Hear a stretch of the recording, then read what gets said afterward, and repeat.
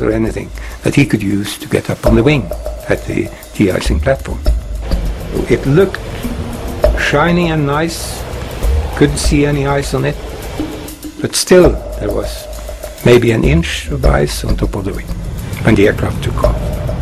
As soon as the plane took flight, the ice became a problem.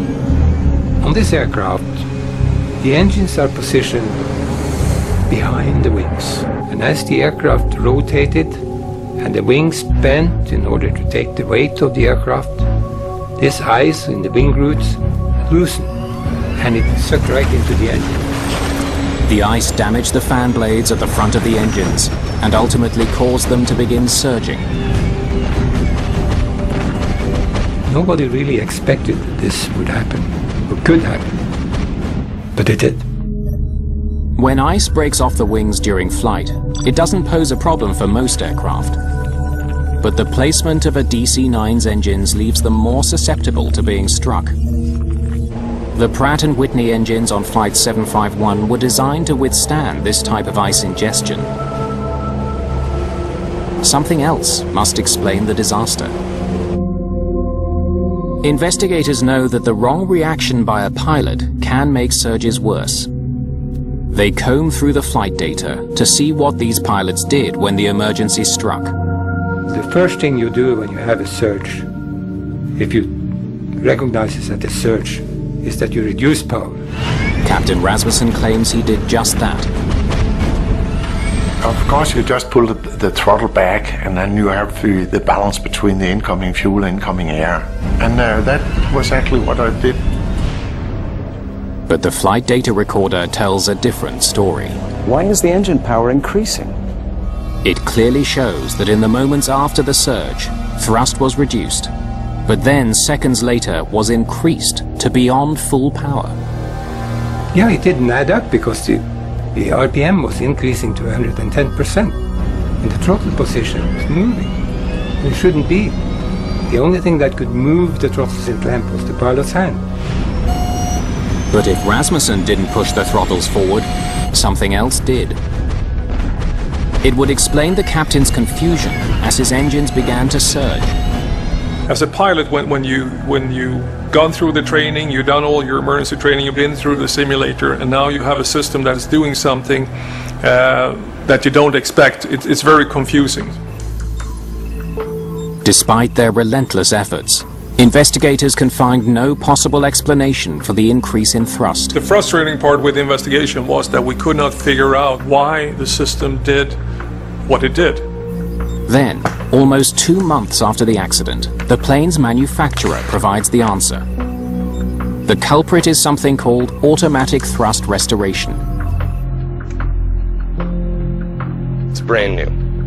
It automatically increases the thrust during the climb.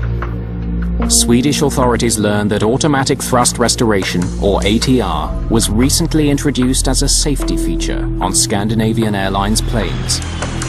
It existed because the FAA had discovered some pilots were throttling back considerably while taking off and landing to reduce noise over residential neighborhoods. The ATR was designed to make it impossible for them to throttle back to dangerous levels. So as soon as he powered back, the system kicked in. Investigators learned that when Rasmussen reduced power to clear his engine surge, the system read this as a dangerously low power setting and pushed the throttles forward.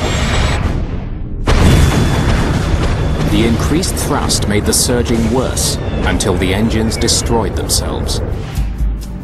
The investigation concludes that the pilots had taken the right steps to clear the surge and prevent the catastrophe.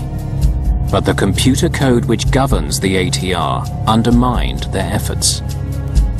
A strip of zeros and ones caused the throttles to move and caused the engines that were stalling because they already got too much fuel, got even more fuel.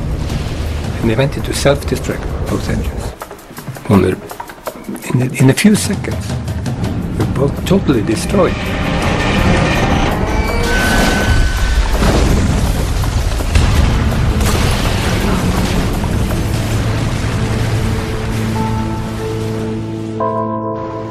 The system was so new to Scandinavian Airlines that nobody there had even heard of it.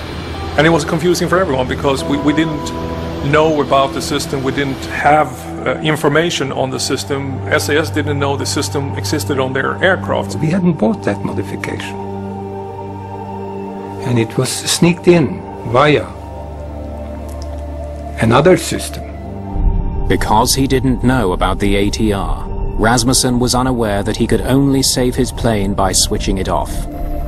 News that the automatic thrust restoration was responsible for the accident proved both a blessing and a curse for Captain Rasmussen. It eliminated any notion that he had made a mistake. When I got that message, I was really released. It was like winning in a lottery. It was, because I was so happy.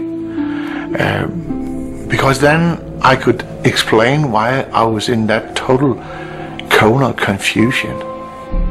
But the fallout would ultimately destroy a love affair and end a career.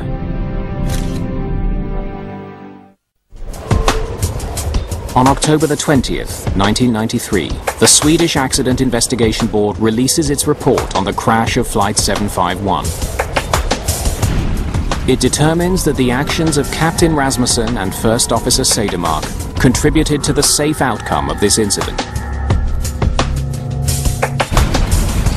And although investigators question Captain Per Holmberg's decision to enter the cockpit in the first place, they do praise his contribution.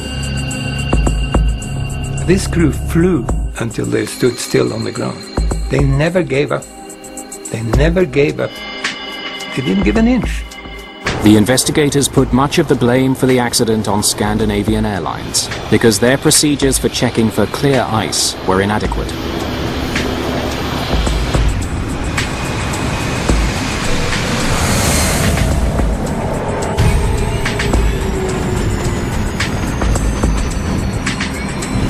I believe it's a compressor stall. The report also condemns the fact that the pilots didn't know about the automatic thrust restoration and how it would act in a surge situation.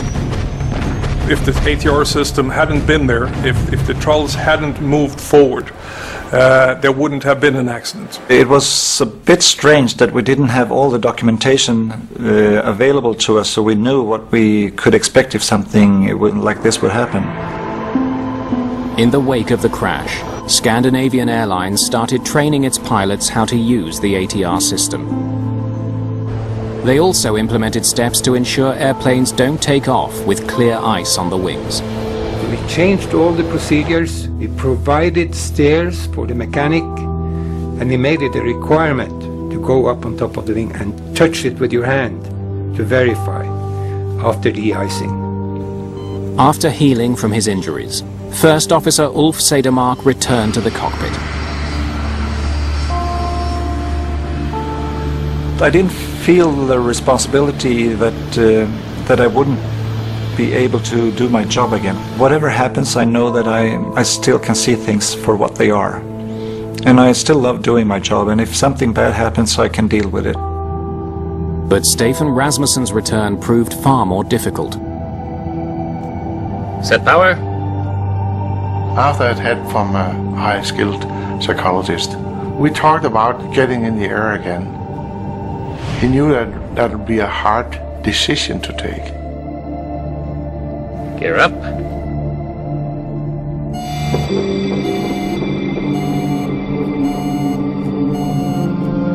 Fire drill.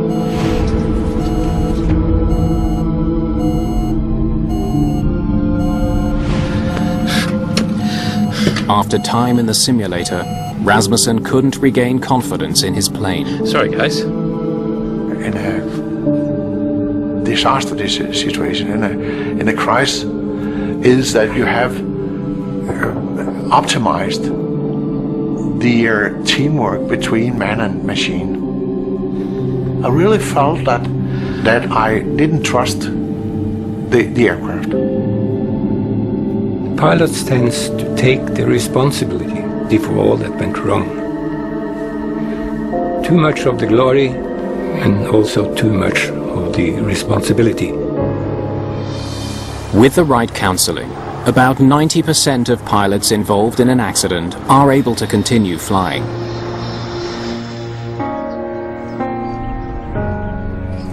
Even though Captain Rasmussen received treatment, his career ended with the crash of Flight 751. Taking that decision to leave aviation as pilot was like having your highest love and come to that conclusion that that you have to kill her. I had many hours, many missions of happiness in an aircraft. And I loved my passengers, I loved my aircraft so much, so I said, that's it.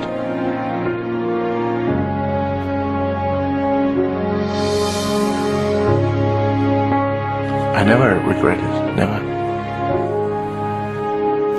And I think I was right.